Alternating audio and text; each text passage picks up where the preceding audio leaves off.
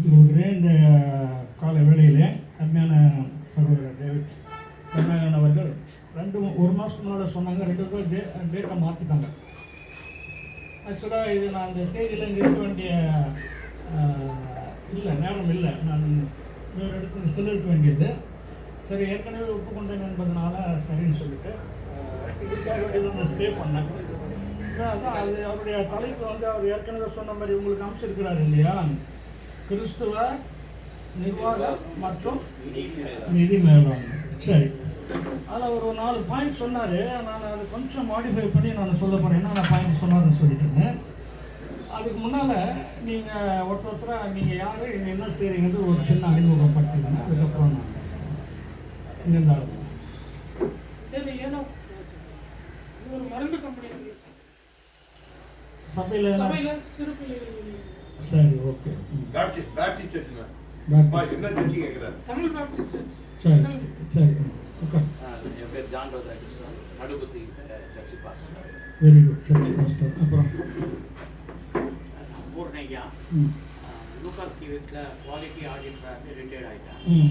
இப்போது send Peter sketch இங்கே மெம்பராக இருக்கா, பிசி மெம்பராக இருக்கா. ஆடிட்டராக இருந்தீங்களா? ஆமாம், அது டெக்னிக்கல் ஆடிட்டிங். இந்த ஆடிட் இல்லை, அது டெக்னிக்கல்.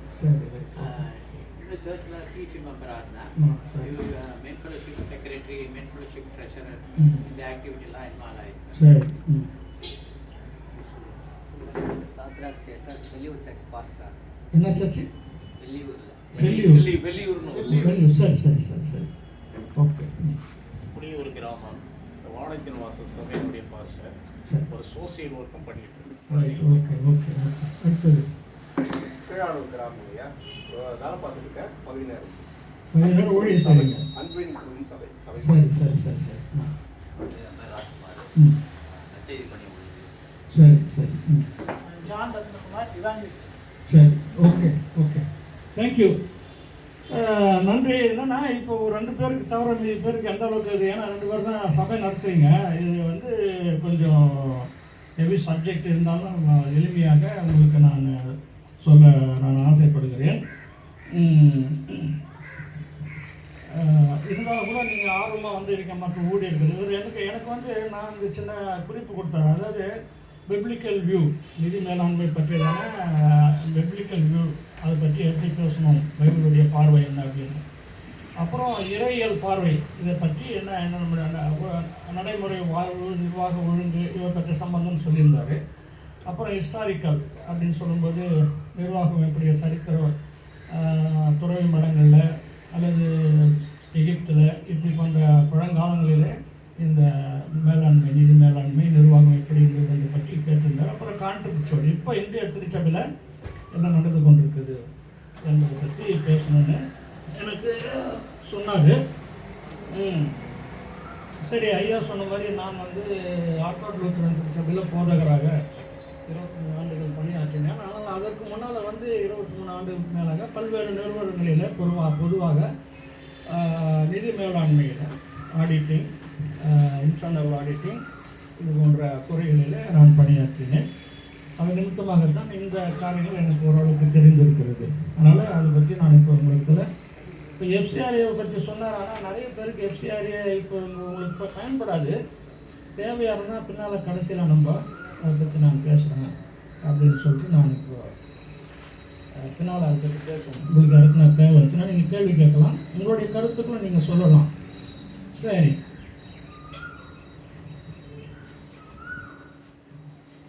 நிதி மேலாண்மை பற்றி திருமறை பார்வை அப்படின்னு சொல்லிட்டு நம்ம முதல்ல பார்ப்போம். சரிதானுங்களா? நிதி மேலாண்மை பற்றி திருமறை பார்வை. உங்களுக்கு என்ன இருக்குது? யாருக்கு தோணுது? பாஸ்டர்ஸ்க்கு என்ன தோணுது? எல்லாரும் சொல்லலாம். பைபிளில் நிதி மேலாண்மை பற்றி என்ன இருக்குதுங்களா? நிர்வாகத்தை பற்றி, நிதி மேலாண்மை பற்றி என்ன இருக்கா? ஞாபகம் இருக்கா? சொல்லுங்கள். இல்லைன்னா பரவாயில்ல, அடுத்து போகலாம்.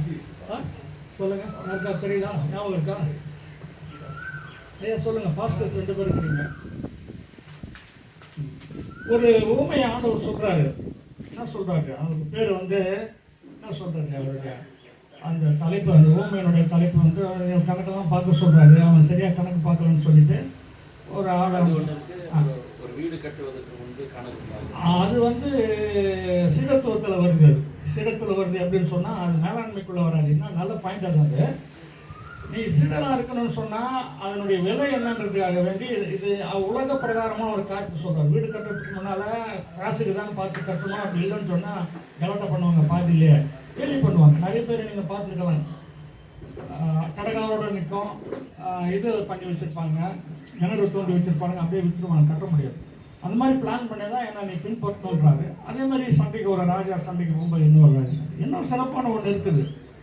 அதுக்கு தலைப்பை வந்து நம்ம வழக்கமாக சொல்கிறது அநீதி உள்ள உக்ரானக்காரன் அப்படின்னு சொல்லிட்டு சரிதானுங்களா. அது ஒரு கணக்கு வழக்க முறைகளாக வச்சுருந்துருக்குறாங்க. அவன் என்ன பண்ணியிருக்கான், ஏது பண்ணியிருக்கான்னு யாரோ ரிப்போர்ட் சொல்கிறாங்க. அவனுக்கு ரிப்போர்ட் சொன்னோடனே அந்த மாஸ்டர் வந்து அவங்ககிட்ட என்ன செய்கிறான்னு சொல்லிட்டு உங்களுக்கு நிறைய பேருக்கு தெரியும். ஆனால் அதனுடைய உட்கருத்து சற்று மாறுபாடானது இருந்தாலும் கூட அதை பற்றி ஒரு குறிப்பு இருக்குது. பழைய ஏற்பாட்டில் நீங்கள் பார்த்தீங்கன்னா என்ன செய்கிறாரு யோசேப்பு, அந்த நிதி மேலாண்மையிலானாலும் ஒரு அந்த எகிப்து தேசத்தில் வந்து பஞ்சத்துக்கு ஏற்ற மாதிரி திட்டமிடுகிறார். எப்படி ஒரு தேசம் எப்படி செய்ய வேண்டும் என்று திட்டமிடுகிறதை பார்க்கிறோம். அதே மாதிரி சாமியல் தீர்க்கதரிசி இடத்துல சில காரியங்கள் பார்க்க முடியும், தானியல் இடத்துல சில காரியங்கள் பார்க்க முடியும், நெகேமியா இடத்துல இதெல்லாம் பொதுவான திருமுறை பார்வைகளாக இருக்கிறது. அவைகளிலிருந்து நான் பின்னால் அதை பற்றி நம்ம அதிகமாக பேசுவோம். அப்புறம் வந்து இப்போது இறையல் தன்மையை நம்ம பார்த்தோம்னா, நம்முடைய நடைமுறைகள் பார்த்தோம்னா நிறைய திருச்சபைகளில் வந்து நிறைய பிரச்சனைகள் இருந்து சின்ன சின்ன சபைகள், ஐ டோன்ட் நோ, நீங்கள் சின்ன குரூப்பாக இருக்கிறீங்க, உங்களுக்கு அந்த பிரச்சனைகள் என்னன்னு தெரியல எனக்கு.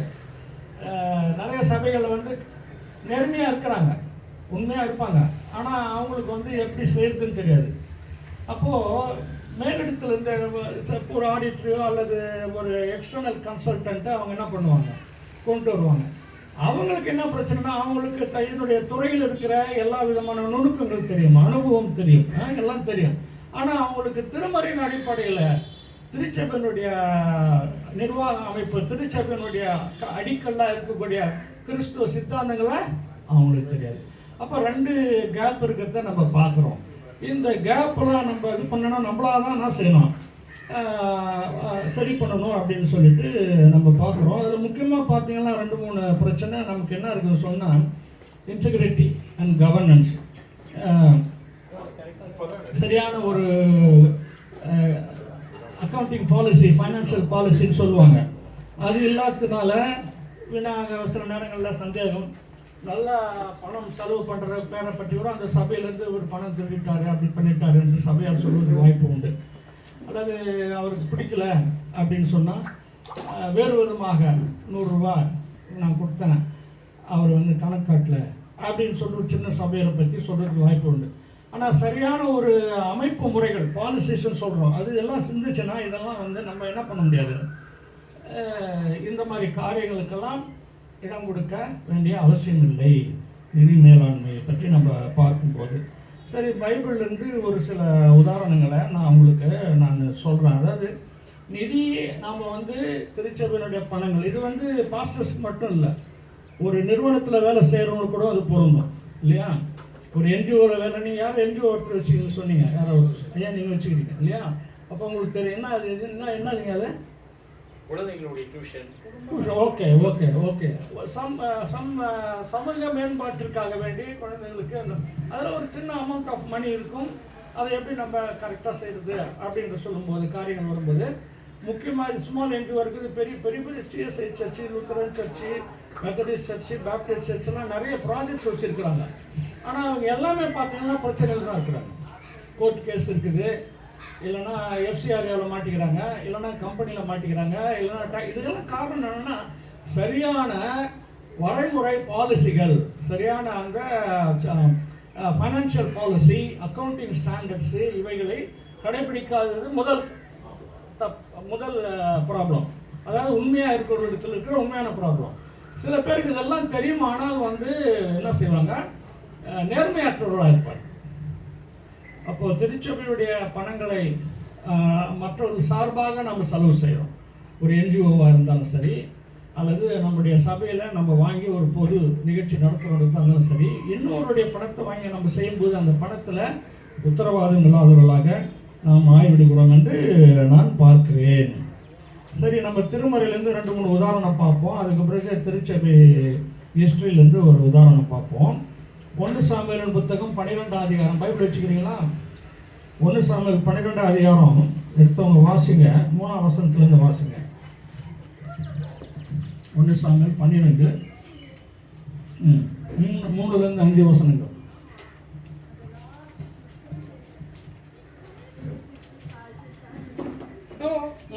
இருக்கிறேன். கர்த்தரின் சன்னதியிலும் அவர் அபிஷேகம் பண்ணி வைத்தவருக்கு முன்பாகவும் என்னை குறித்து சாட்சி சொல்லுங்கள். கர்த்தரின் முன்னிலையிலும் அவர் அபிஷேகம் பண்ணினவருக்கு முன்னிலையிலும் என்னை குறித்து சாட்சி சொல்லுங்கள். நான் யாருடைய எருதை எடுத்துக்கொண்டேன், யாருடைய கழுதை எடுத்துக்கொண்டேன், யாருக்கு அநியாயம் செய்தேன், யாருக்கு இடுக்கண் செய்தேன், யார் கையில் பரிதானம் வாங்கி கொண்டு கண்சாடையா இருந்தேன் சொல்லுங்கள். நல்லா கவனிங்க. அர்த்த வசனம் வாசித்தோம்னால இதெல்லாம் நீங்கள் ப்ராக்டிக்கலாக பார்க்க முடியும். ஒரு நிர்வாகத்தில் இருக்கிறவங்க எப்படியெல்லாம் வந்து லஞ்சமாக வாங்க முடியலனா கூட பரவாயில்ல, இது கொடு, பொருளாக கொடு, அதுவாக கொடு, இதுவாக கொடுன்னு சொல்லிட்டு வாங்கி கொண்டு அவங்களுக்கு ஏற்ற மாதிரி கீழே இருக்கிறவர்களுக்கு சில சலுகைகள் செய்யுது, அல்லது அப்பாயின்மெண்ட் போடுறது, அல்லது சம்பள உயர்வுகளை ஏற்றுறது, இதுன்னு சொல்லிட்டு எல்லாமே சொல்கிறத நம்ம பார்த்துருக்குறோம். சரிதானுங்களா? ஆகையினால அடுத்த வசனம் படிங்க. அப்படி உண்டானால் அதை உங்களுக்கு திரும்ப கொடுப்பேன் என்றார். அதற்கு அவர்கள், நீர் எங்களுக்கு அநியாயம் செய்ய கவனிங்க. அந்த மாதிரி நான் எதனா செஞ்சிருந்தேன்னா திருப்பி உங்களுக்கு கொடுப்பேன்றேன். நான் வந்து எத்தனையோ சாட்சிகள் கேட்டிருக்கிறேன். எல்லா இடங்களில் நம்ம வந்து நான் ரட்சிக்கப்பட்டுட்டேன், நான் வந்து இப்போ வந்து சிகரெட் குடிச்சுன்னு இப்போ சிகரெட் குடிக்கிறத நிறுத்திட்டேன், நான் வந்து ரொம்ப குடிகாரனாக இருந்தேன், இப்போ குடிக்கிறத நிறுத்திட்டேன். அதுதான் பெரிய சாட்சி. சினிமா பார்த்துன்னு இருந்தேன், இப்போ நிறுத்திட்டேன். இதுக்காக தான் நான் தாண்ட மாட்டாங்க. நான் பணம் திருடின்றேன், அந்த பணத்தெல்லாம் திருப்பி கொடுத்துட்டேன். யாருக்கெல்லாம் திருடணும், யாரெல்லாம் ஏமாத்துறேன், யாருன்னா ஒரு சாட்சி நீங்கள் கேள்விப்பட்டுக்கிறீங்க நீங்கள் இது வரைக்கும் உங்கள் அனுபவத்தில்? நான் பெண்களோட விபச்சாரத்தெல்லாம் திருப்பி கொடுக்க முடியாது, அதை ஆண்டவர்கிட்ட மன்னிப்புக்கு தான் போகணும்.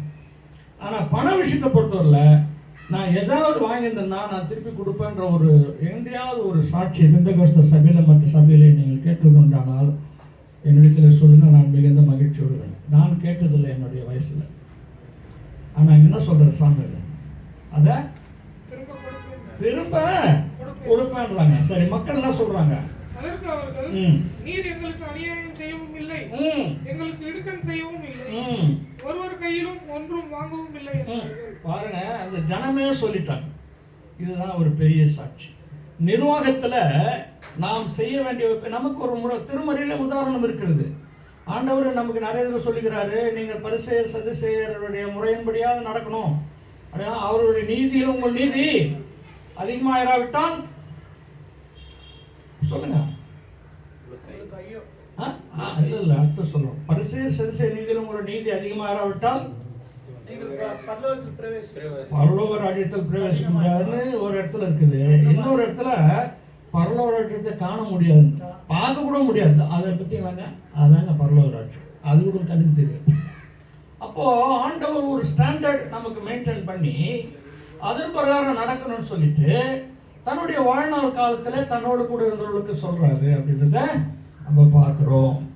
அப்போ இங்கே என்ன செய்கிறாரு, இந்த மக்கள் மத்தியில் எவ்வளோ பெரிய ஜனங்கள், இஸ்ரவேலை நடக்க வந்த ஜனங்கள் எவ்வளோ பலிக்கு ஆடுகள் வரும், அதுக்கு வரும், இது எவ்வளோ கொடுப்பாங்க, எல்லாருக்கும் தான் கொண்டாந்து கொடுத்துருப்பாங்க.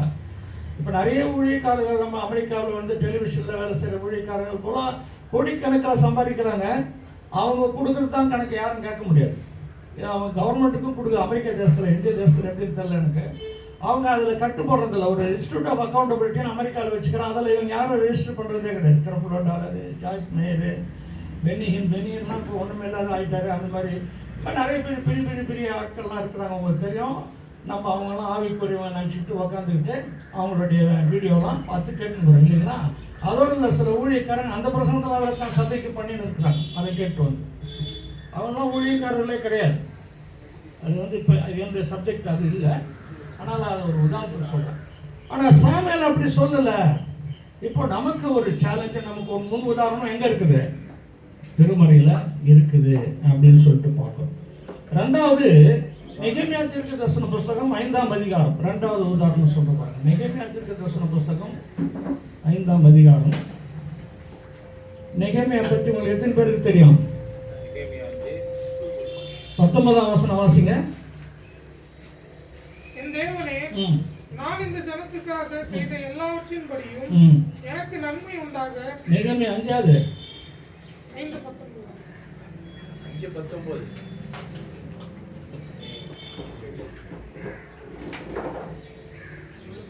இல்லையாது 5:18 தானேயா? 4 கொண்டு ஒரு காலையும் என்னங்க 4 கொண்டு ஒரு காலையும் ஒரு தரமான ஆடு மாடுகளையும் இருங்க வாங்க 15 15 படிங்க.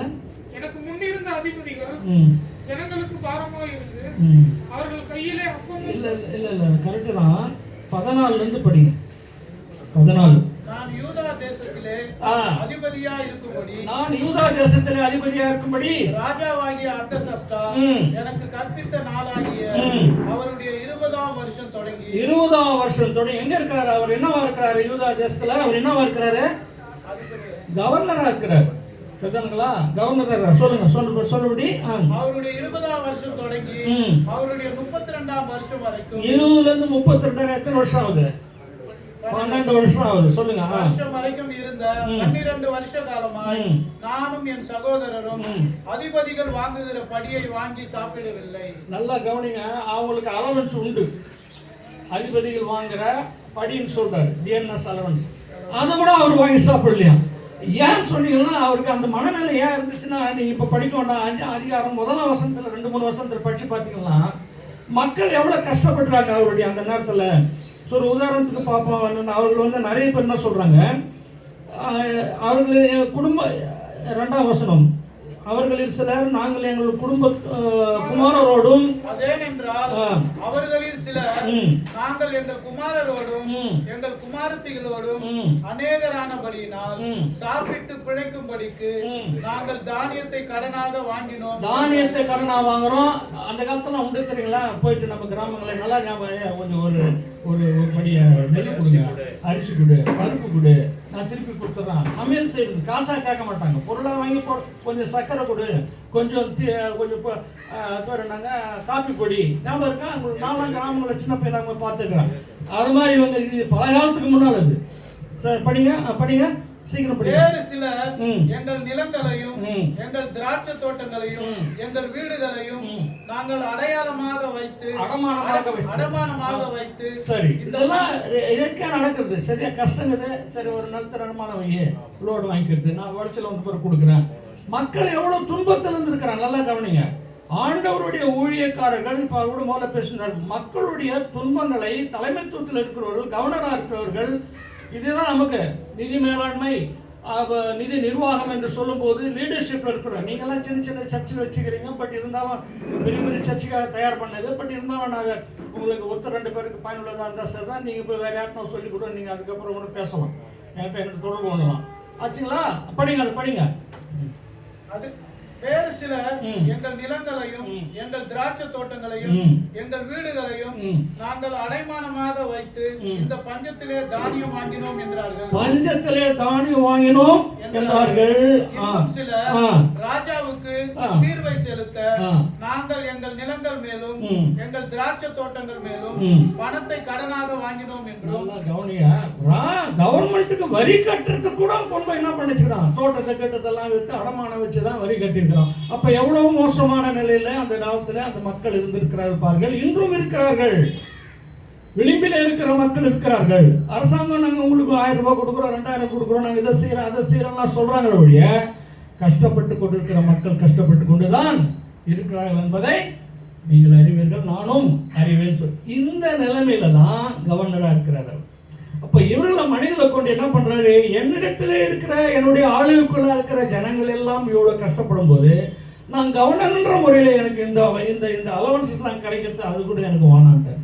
இப்ப நம்ம திருச்சியில் பெரிய பெரிய தலைவர்கள் இருக்கிறாங்க, பிஷப்ஸ் இருக்கிறாங்க, ஆபீசர்ஸ் இருக்கிறாங்க. அவனுக்கெல்லாம் ஒரு நிறைய அடிஷனல் சம்பளம் இல்லாம மினிஸ்டர்ஸ் எடுத்துருங்க, சம்பளம் இல்லாம அவங்களுக்கு எவ்வளோ ஃப்ரீ ஏர்ல போகலாம், ஃப்ரீ மெடிக்கலு, காரு எல்லாம் அவங்களுக்கெல்லாம் உண்டு. ஏன்?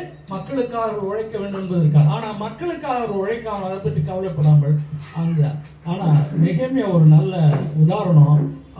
அதை கூட நான் வாங்கலன்ற அர்த்தத்துக்கு படிங்க. அவர்கள் இல்லை கீழே 14 வசனத்தில் திருப்பி வாங்க. 14 இப்போ நீங்கள் படிச்சிங்களா? அது நாங்கள் வாங்கவில்லைன்னு சொல்கிறதில்ல, படியால் நான் வாங்கவில்லை. 15 வசனத்துக்கு வாங்க. எனக்கு முன்னிருந்த அதிகாரிகள் ஜனங்களுக்கு பாரமாய் இருந்து அவர்கள் கையிலே அப்பமும் திராட்சரசமும் வாங்கினதும் அல்லாமல் 40 சேக்கல் வெள்ளியும் வாங்கி வந்தார்கள். பாருங்க, இதுக்கு முன்னால இந்த கவர்னர்ஸ்லாம் என்னென்ன பண்ணான்னு சொல்றாரு.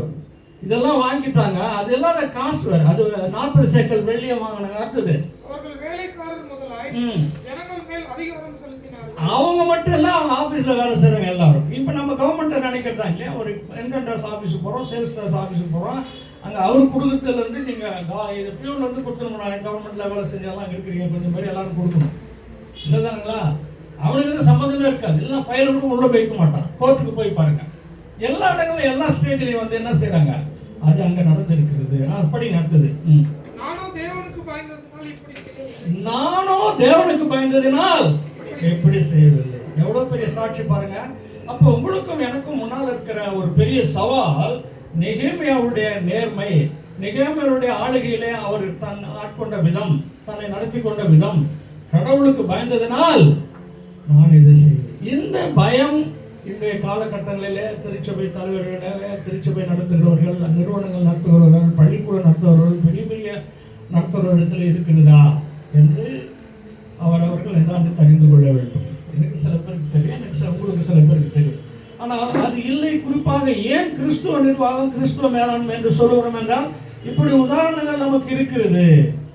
அதன்படி நாம் நடக்க அழைக்கப்பட்டிருக்கிறோம். அடுத்தது படிங்க, 16வது வசனம். ஒரு வயலையாவது நாங்கள் கொல்லவில்லை. பாருங்க, ஒரு கால்காணி நிலம் கூட வாங்கலுங்க.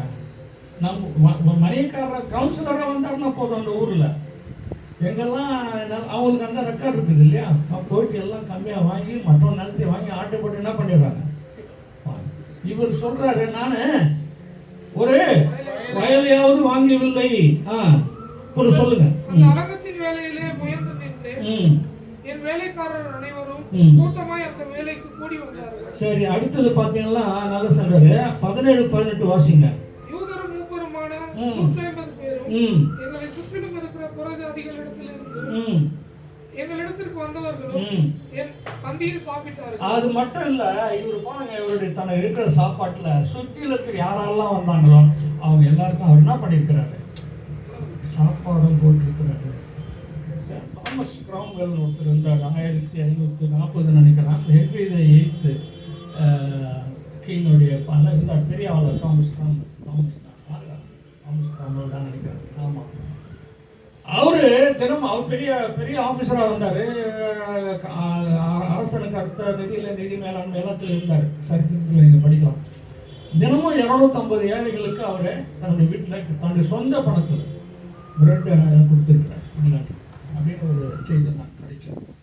அந்த மாதிரி இவர் இங்கே என்ன பண்ணியிருக்கிறாரு, செயலாற்றி இருக்கிறார் என்பதை நம்மால் பார்க்க முடிகிறது. சரி, இப்போ நெகேமியா நமக்கு ஒரு பெரிய உதாரணமாக இருக்கிறதை நம்ம பார்க்கிறோம். மூணாவதாக ஒரு கேரக்டர் நான் சொல்றேன். தானியேலின் புஸ்தகம் 6ஆம் அதிகாரம், பழைய ஏற்பாட்டு புஸ்தகத்தில் பக்கம் 1038. 6:5 வாசிங்க. 6:5. அப்பொழுது அந்த மனுஷர், நாம் இங்கு தானியேலை உங்களுடைய தேவனை பற்றிய வேத விஷயத்திலே குற்றப்படுத்தும் முகாந்திரத்தை, தேவனை பற்றிய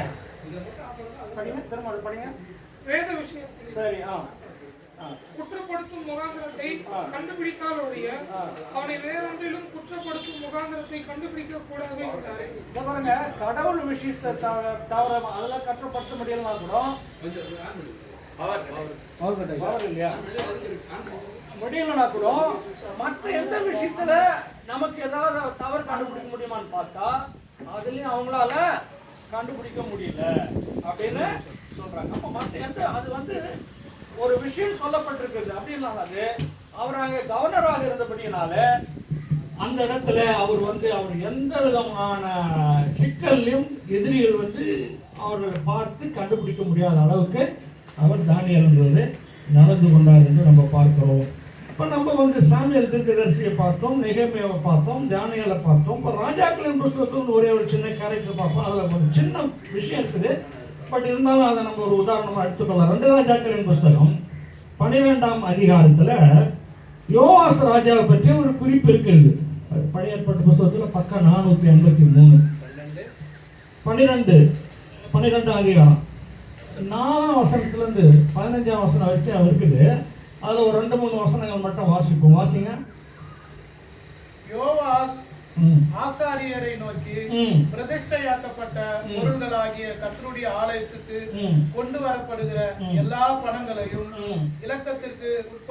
இலக்கத்திற்குட்பட்டவர்களின் பணத்தையும் மீட்புக்காக மதிக்கப்படுகிற ஆட்களின் பணத்தையும் கர்த்தருடைய ஆலயத்துக்கு கொண்டு வரும்படி அவரவர் தம் மனதிலே நியமித்திருக்கும் எல்லா பணத்தையும் ஆசாரியர்கள் அவரவர் தங்களுக்கு அறிமுகமானவர்கள் கையில் வாங்கி கொண்டு ஆலயத்தில் எங்கெங்கே பழுது காண்கிறதோ அங்கெல்லாம் ஆலயத்தை பழுது பார்க்க வேண்டும் எனலாம். அது பாருங்க, நீங்க உங்களை சுத்தி இருக்கிற எல்லா ஆலயத்தை அவர் பழுது பார்க்கணும்ன்றாரு. அதுக்கு டொனேஷன்ஸ் வாங்கணும், இங்க வாங்கணும் அங்க வாங்கணும். உங்களை சுத்தி இருக்கிறவங்க நண்பர்கள் எல்லாரும் நீங்க வாங்கி இந்த பழுதுபார்க்க வேலைக்காக அவங்க பொருளா கொடுத்தாலும் பணமா கொடுத்தாலும் நீங்கள் அதை இதுக்கு பயன்படுத்த வேண்டும் சொல்ற ரத்தத்தை படிங்க.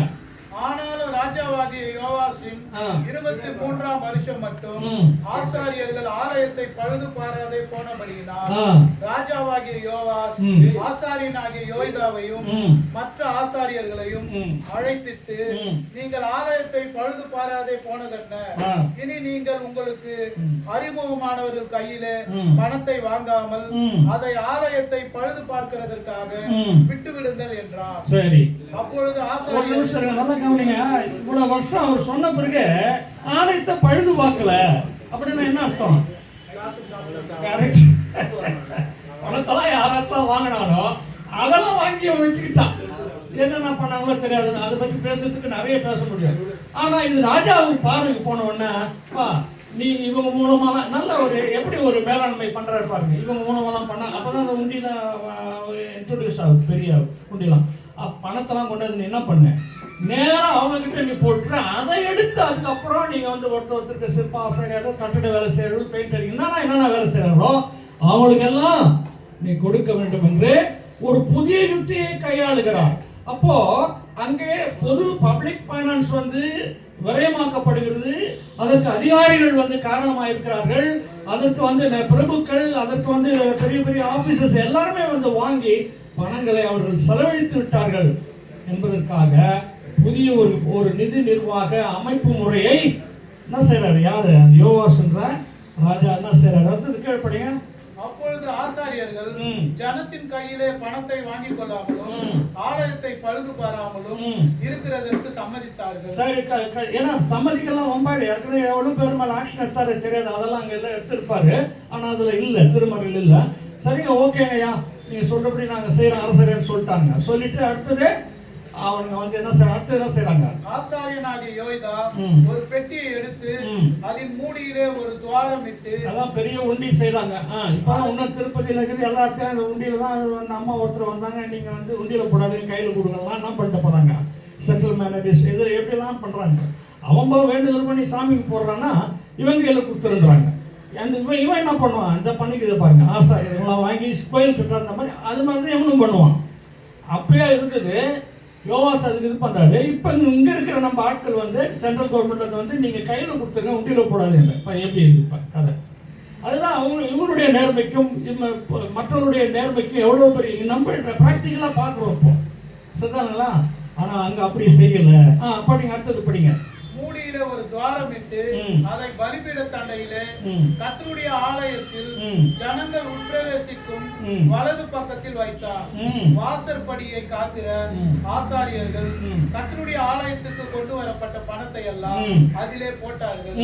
பெட்டியிலே மிகுந்த பணம் உண்டென்று அவர்கள் காணும் போது ராஜாவின் சம்பரதியும் பிரதான ஆசாரியனும் வந்து கர்த்தருடைய ஆலயத்திலே சேகரிக்கப்பட்ட பணத்தை எண்ணி முடிப்பு கட்டி எண்ணின பணத்தை கர்த்தருடைய ஆலயத்திலே விசாரிப்புக்காரர் கையிலே கொடுப்பார்கள். அதை அவர்கள் கர்த்தருடைய ஆலயத்தை பழுது பார்க்கிற தச்சருக்கும் சிற்பாசாரிகளுக்கும் கொச்சருக்கும் கல்தச்சருக்கும் கர்த்தருடைய ஆலயத்தை பழுது பார்க்க தேவையான மரங்களையும் வெட்டின கற்களையும் கொள்ளுகிறதற்கும் ஆலயத்தை பழுது பார்க்கிறதற்கு செல்லும் எல்லா செலவுக்கும் கொடுப்பார்கள். போதும், ரொம்ப தேங்க்ஸ். நல்லா கவனிங்க. ரொம்ப அது வந்து 15 அடுத்த வசனம் வேண்டாம். இது நல்லா கவனிச்சு பாருங்க, எவ்வளவு அழகா ஒரு மானிட்டர் பண்ற பாருங்க. ஒரு பெரிய நிதி மோசடி நடந்து கொண்டு இருந்தது ஆலயம் கட்டுறதுல. இப்போ ஒரு மோசடி நடந்துருக்குது. என்ன அது? ராமர் கோயில். ஆனா அவங்க எடுத்தவெல்லாம் காணும். பணம் எடுத்தவெல்லாம் விட்டாங்க, எல்லாம் அவங்க ஆளுங்க. அது போயிட்டு இருக்குது. அது எப்படி முடியுமோ தெரியாது. அவங்க இதுவாக போனாங்க. ஆனா இது எவ்வளவு அழகா அவர் பண்ணார் பாருங்க. அதை கூப்பிட்டு பிரதான ஆசாரியர்கள் எல்லாம் சேர்ந்து ஒரு ஆளா இருக்கு. இப்போ கூட சில பேங்கிங் சிஸ்டத்தில் இருக்குது. பணம்லாம் வந்து ஒருத்தனா வைக்க முடியாது. 2 பேர் தான் இருக்கணும். உள்ள போய் வைக்க 2 பேர் இருக்கும். இதெல்லாம் இப்போ இருக்கிறது தான். ஆனா அப்பொழுதே அவர்கள் என்ன பண்ணாங்க, யோவாஸ் வந்து இப்படி ஒரு ஒரு ஒரு அமைப்பு முறையை பொது நிதியிலிருந்து எடுத்து அதை எப்படி மக்களுக்கு செலவு செய்ய வேண்டும், செலவு செய்ய வேண்டும், அதுக்கு மட்டும் தான் எந்த பர்பஸுக்காக பணத்தை வாங்குற டொனேஷன் செலவு பண்றதுல இப்போ எஃப்சிஆர் வந்து புதிய திட்டத்தில் அதை கொண்டு வந்திருக்காங்க. முதல்ல கூட அப்படிதான் இருந்துச்சு, இப்போ கொண்டு வந்திருக்கிறாங்க. என்னன்னு சொன்னா, எந்த நோக்கத்திற்காக பணம் வாங்கப்படுகிறதோ அந்த நோக்கத்திற்காக தான் பணத்தை செலவழிக்க வேண்டும். அந்த பணத்தை அவர் எதுக்கு எடுத்துக்க முடியாது. நல்லது தான், சரி பரவாயில்லைங்க, நாங்கள் போனாங்க, அதை நடத்துனாங்க, பணம் மீதி அனுப்பிச்சுங்க, அதெல்லாம் வந்து அலவுட் கிடையாது. ஃபைனான்ஸில் அக்கௌண்டிங்கில் அதெல்லாம் அலவுட் கிடையாது. ஆகையினால இதை வந்து நீங்கள் என்ன சொல்ல, ஒரு அருமையான ஒரு மெத்தடை, ஒரு நிதி மேலாண்மையும் நேர்மையை எப்படி செய்ய வேண்டும். அவர் வந்து ஒரு சபை, ஒரு நிர்வாகம், ஒரு அரசனாக இருந்து அதை எப்படி நிர்வகித்து செய்தார் என்பதற்கு இவர் ஒரு பெரிய உதாரணமாக இருக்கிறதை நம்ம பார்க்க முடிகிறது.